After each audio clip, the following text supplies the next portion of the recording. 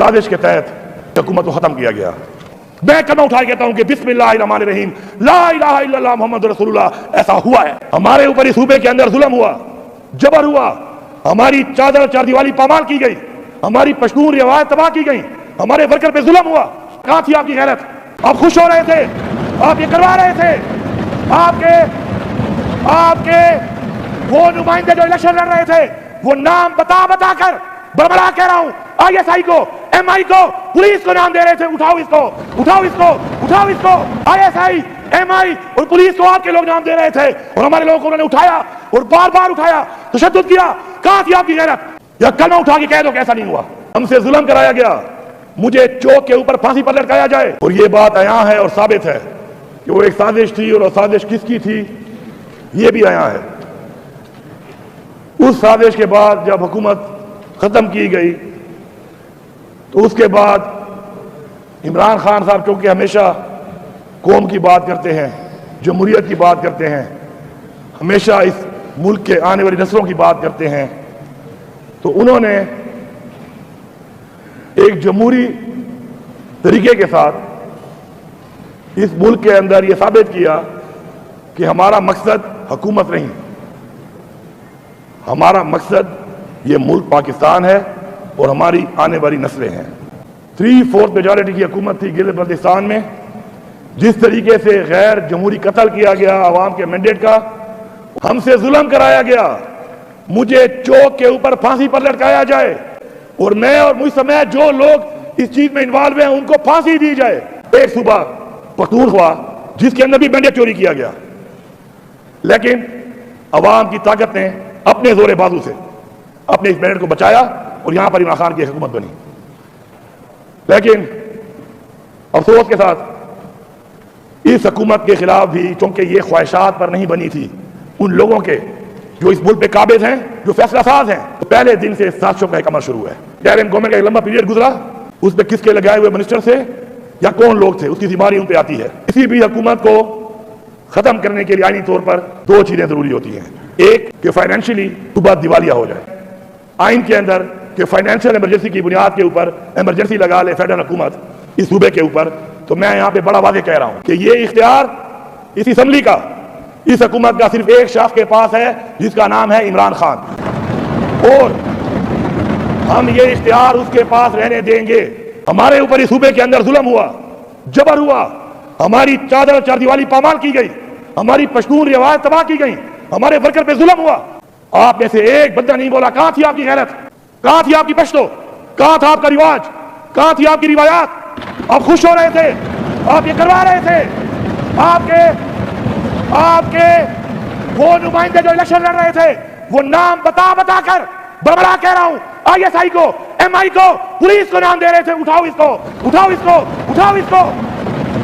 دوبارہ ریپیٹ کر رہا ہوں، بڑبڑا کہہ رہا ہوں، آئی ایس آئی، ایم آئی اور پولیس کو آپ کے لوگ نام دے رہے تھے اور ہمارے لوگوں کو انہوں نے اٹھایا اور بار بار اٹھایا، تشدد کیا۔ کہاں تھی آپ کی غیرت؟ کہاں تھی آپ کی جمہوریت؟ یا کلمہ اٹھا کے کہہ دو کہ ایسا نہیں ہوا۔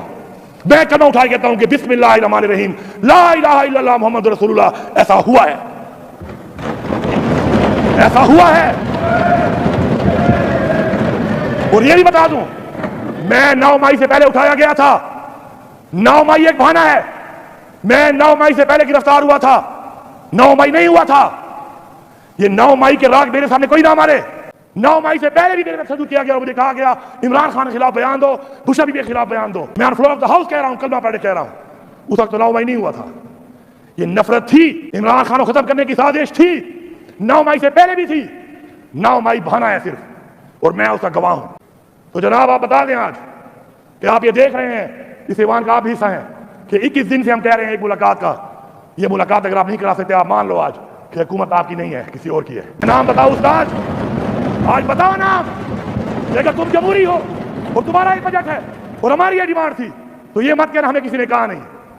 ہم نے بار بار ہر فورم پہ کہا ہے، میں نے اس فلور پہ بھی کہا ہے، میں نے میڈیا پہ بھی کہا ہے، میں نے ہر فورم پہ کہا ہے۔ آپ یا تو کہہ دو کہ ہمارے اختیار میں کچھ نہیں ہے، فیصلے کوئی اور کرتے ہیں، یہ مان لو تو ٹھیک ہے، معافی ہے آپ کو، یا پھر اپنے آپ کو جمہوری مت کہنا، کیونکہ جمہوریت ان لوگوں کے لیے بنائی گئی تھی جو اللہ کے بنائے ہوئے قانون کے مطابق جو پاکستان بنا ہے اس میں اسلامی نظام کے مطابق اقدامات کریں گے۔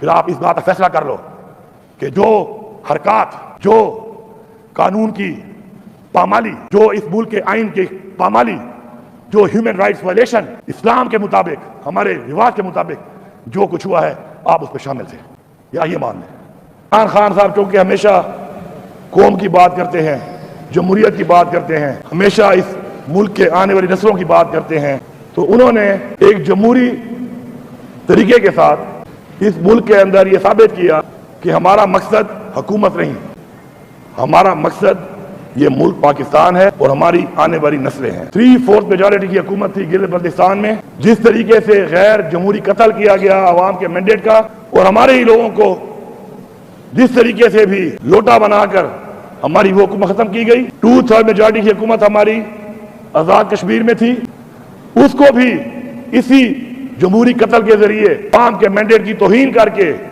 टॉपल किया गया। और मैं आखिर में, इमरान खान साहब अक्सर मुझे एक शेर बड़ा पसंद था, मुझे कहते थे, मैंने एक मौके पे एक जलसे में वो शेर पढ़ा था।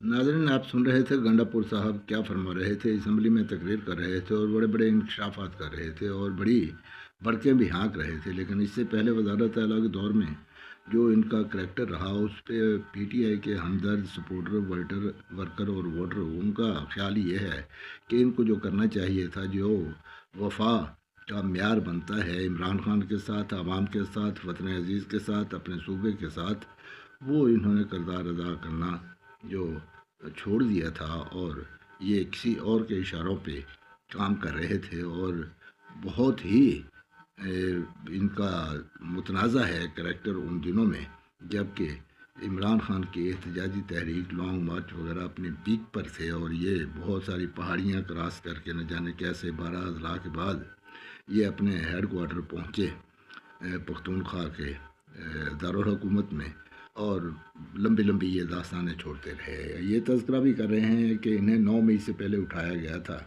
जब इन्हें उठाया गया था तो इनकी दुर्गत कुछ ऐसे बनाई गई थी कि इनके बाल वगैरह काट दिए गए थे, बहुत लंबे लंबे बाल रखे हुए थे इन्होंने, अब दोबारा बढ़ा लिए इन्होंने।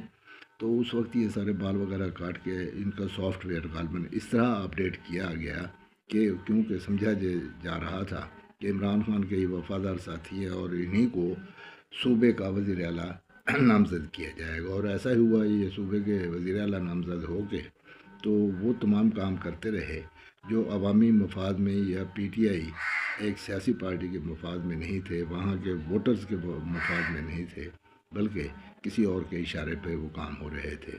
तो अब ये खड़े होकर बातें कर रहे हैं, बड़ी बड़ी भड़के हाँक रहे हैं और बड़े दावे कर रहे हैं और नाम लेकर भी इशारतन बात कर रहे हैं, लेकिन लोग इन पे भरोसा करने के लिए तैयार नहीं हैं। वो जो इनके करैक्टर के हवाले से देखा जाता है और जब इस पे तबसरे आते हैं PTI के वर्कर्स की तरफ से, सपोर्टर्स की तरफ से, तो वो इन्हें आज के दौर का अब्दुल्ला बिन उबई कहते हैं। यानी कहने का उनका मकसद ये होता है कि ये इन्होंने मुनाफकत की वो तमाम हदें क्रॉस कर दी हैं, जिनको रेड लाइन कहा जाता है, वफा की अलामत होती है।